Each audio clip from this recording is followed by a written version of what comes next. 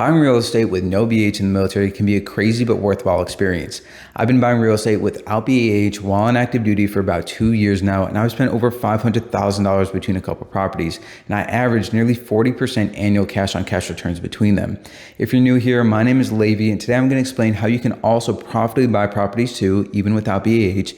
I'll be breaking down the VA loan, who should and shouldn't be doing this, and how I bought everything without BH and everything that goes into it. And then I'll also tell you the tools that I use to find and underwrite good deals. So what is the VA loan? The VA loan is a mortgage backed by the U.S. Department of Veterans Affairs, which is able to be used by both active duty service members and veterans. And there's a ton of benefits here. The first one is probably going to be the one you're going to hear the most, which is the fact that you can buy a house with 0% down. And what does that even mean? The reason 0% down is so big is because that's one of the biggest hurdles that stops civilians from even owning property. For example, let's take a $500,000 house. As a civilian, you're going to need probably 20% to get into that house, which is $100,000. But as a service member with the VA loan, you can get right into that property without needing to save up that $100,000. Now, even though you can buy it with 0% down, you're still going to need to pay closing costs. And usually closing costs are 5% of the purchase price. So back to that $500,000 example, you're going to need $25,000 just to buy the house. Now, even though 0% down is a huge benefit because it lowers the barrier to entry into real estate, we're still going to be covering what's called a VA funding fee in the closing costs. And that's going to be the majority of it. The VA funding fee is anywhere from 1 to about 3.5% of the closing cost of the house, and you pay that unless you have a VA disability rating. And if you don't have a rating, I had to pay 3.3% in a funding fee alone on my second property, but I'll show you the math later on how I cut that in half. And lastly, another advantage of the VA loan is that you can keep using it multiple times. And the reason that's a huge advantage, again, is because you're overcoming the hurdle that stops so many civilians from even getting started. So now let's talk about how to actually buy real estate. And there's 3 steps. The first step is to get your pre-approval letter, because before you go to the store and fill up your shopping cart, you want to make sure you know how much money you have. Getting your pre-approval letter will help you save time looking for houses because you'll know what you can actually afford. Now, step 2 after your pre-approval is to find a house and actually submit an offer. For my second property, what I did is it took me a week from saying, hey, I want to buy a property. So from decision, I then that day went on Zillow, went on all these websites, and I made a list of, it was about 10 properties. And then so I made the list all in that one day. And then that next weekend, when I had time after work, I went with my realtor and we just saw all those houses in a single day. So that same day that I went and saw all the houses, by the end of it, I was already under contract with one of those houses. So from making the decision to want to buy a house to actually being under contract only took a week. And yes, I was pre-approved. So after all that, once you're pre-approved, once you find your house, once you make an offer, and now that you're under contract, step 3 is to do your inspections and then actually close on the house. Usually after having an accepted offer, you have about 30 days to close on the house. And in those 30 days, all that you're waiting on is underwriting for your loan. But with that loan, you have to do a couple inspections. The main one being a home inspection, right? The VA is also going to have to do their own inspection. So you have your home inspection, you have your termite inspection, your WDIR, and then you also have to go through an appraisal so the VA knows how much they should actually be giving you a loan for on the house. And those are all out-of-pocket costs. So again, you're gonna have to front this money, and this is part of the money that you're gonna need for closing. So again, to buy real estate, you just need to do 3 things. First, you get your pre-approval letter so you know you can afford. Second, find a house and submit an offer. And then third, once you have that offer, you do your inspections and then close on the property. Now, before we get into how I do this and all the tactics I use, I want to be very clear on both who this is for and who this is not for. Now, this is for you if you have a mindset that getting into real estate is not just a fully passive thing. You're here to provide a service for people, and your service is providing a roof over people's head. But your job is to make sure that there's both good people in there and that you provide a clean, safe place to live. So with that mindset, understand that you're also going to need a bit of time because you're going to have to deal with tenants, you're going to have to deal with mowing the lawn, you're going to have to deal with all the problems that comes up about managing the property. So this is for you if you have that mindset, because if you go in there and you can't provide a good, clean place for people to live, then this is just going to crumble underneath you.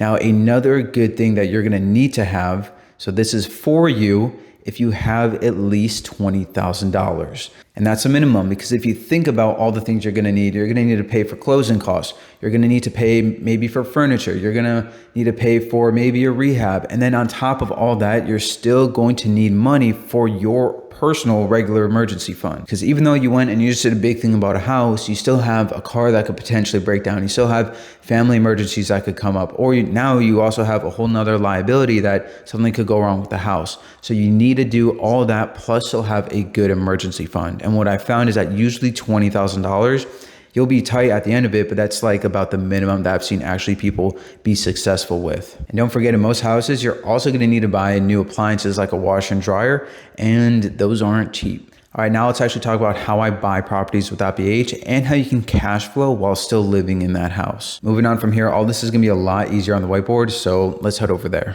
All right, here we are. By the way, if you've gotten any value out of this video so far, please like and subscribe. I appreciate it a lot. So now, before we even get into anything, let's go over into how I actually fund all these deals. And it's actually pretty easy, and it's doing something that not a lot of people know about. So while I was in Japan, I was able to save a lot of money because in Japan, you don't really do a lot and it's pretty easy to save out there. So when I came back to America, I was sitting on a small pile of cash, and I said, all right, how am I gonna make this go into real estate in the most efficient way possible? And that's when I learned, and that's when I got what's called a whole life policy. So with the whole life policy, it's going super simple. Essentially, as you put money into it and you save, this grows tax-free with guarantees plus dividends over time. But what actually makes this insane for real estate is that you can go and instead of withdrawing the money in your account, let's say we saved up that $20,000 that was what we needed, we can borrow that money and go put it into a cash flowing property. Now you might say, well, why wouldn't I just take that $20,000 and go put in that property? Well, good point. But from here, what we got to understand is that $20,000 is still growing tax-free with those guarantees and dividends, and that still allows us to go get that property. So from here, now we have that cash flowing property that's able to go back to the policy, eventually fills back the policy, pays back the loan, and still now we have our 20 grand plus whatever it grew with the guarantees plus dividends. And then we can go and take that same pile of money and keep going buying multiple houses, and then just having this grow and grow and grow all the way through there. And this is the exact system that I use to go and repeatedly buy properties while still never losing the compounding that I have from my savings. So now let's actually go over how you can live in a property and still cash flow while you own it. So let's say you have a regular 3-bed, 2-bath, 1,600 square foot house. You pay $1,500 a month in principals, interest, taxes, and insurance. From here, let's say that we rent out 2 of the rooms for $800 a month each. That gives us $1,600, and if we're paying $1,500, that means that we get $100 a month just from living there. And the real kicker is that once you PCS, EAS, or whatever, and you move out of that house, and you're able to rent out the room that you were living in, again, we'll say, assume it's $800, now that same property that you were cash flowing while you lived in it is now making you $900 a month, which is absolutely insane on a single family home rental. And from here, now if you take that $900 a month and 9 times 12, that is $10,800 that you're making on a single property in a year. And now assuming that you put in, let's say 20 grand, you can see how you can start getting a 50, 60, potentially even more annual cash on cash return. All right, and while we're still here at the whiteboard, I want to explain to you guys how you can find out roughly how much house you can actually afford. So when you go to a lender, they're going to be looking at something called your DTI, which is your debt to income ratio, and they want to see that at usually about no more than 50%. And here's what that means. So let's say you have a monthly base income of $3,000. And from there, 50% of $3,000 is $1,500, right?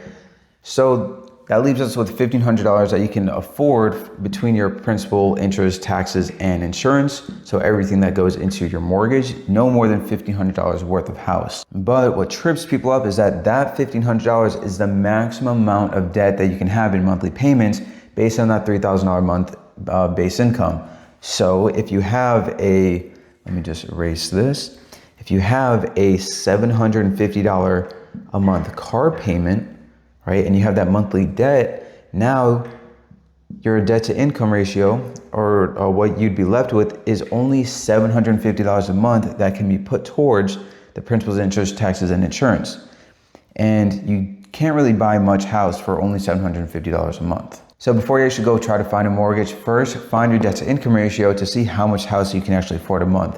And by the way, a huge bonus is that the debt from your whole life policy doesn't count towards your credit or your debt to income ratio. So that's money that you can just keep recycling. Pro tip. So now that you know that, I'm going to give you the 3 tools that I use to find good real estate deals. And the first tool is any website that will show you what's on the open market.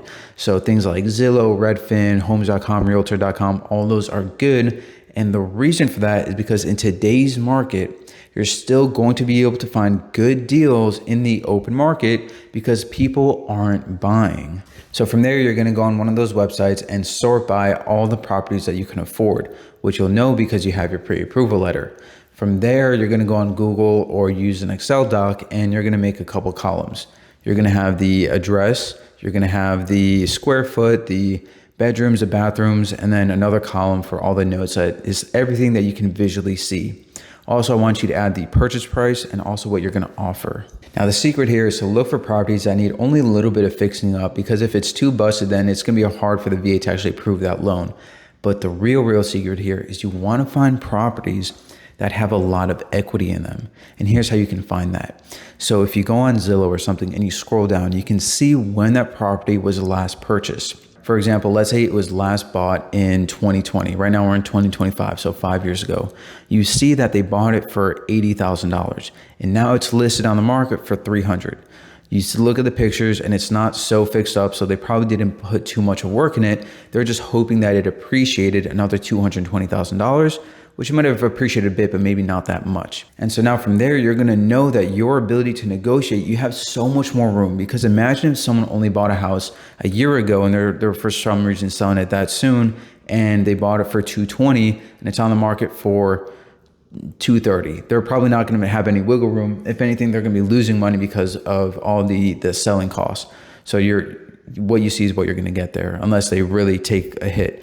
But the biggest areas for negotiation are going to be on properties that already have a lot of equity, and that's usually very easy to tell. Other properties that are usually going to be really good for negotiating are ones that you see on the market for over 90 days. So if you see a house and you see that the price has been changed. My first property was initially listed at around $320,000, and then it was down. It was at 280, 290, or 290, 280, 270. I put an offer in for, I think it was $240,000, and then we negotiated on a price within that range. But it's because I saw it was on the market for a while and they were lowering it, and so I just lowered it for them, and we found a good place to be in the middle. So all that goes under the first tool, which is just which websites you use just to see what's on the market. The second tool I use is, now how do we know if the house we want to buy is going to be profitable to rent? And a really good tool that I use for this is a website called rentometer.com. I don't get paid by them or anything, but it's a great tool where I use for all my properties. You plug in all the details of the property and it'll pull up all the information of rent in that area. It'll show you the average prices and the median prices of all the rent. And it'll also show you the properties that are renting for that much, so you can compare yours to the ones that they have listed there. Overall, it's a great tool that I use for all my stuff. And the third and last tool that I use is Facebook Marketplace. And this is for 2 big reasons. The first is that you can go on there and also see the rents for both whole houses and individual rooms on there. So you can use it to compare rents and see what that market's like. And 2, and more importantly, is that you can use Facebook to find tenants. And so far, that's been the best way to get tenants and screen them myself. And if you like winning military money, subscribe for more.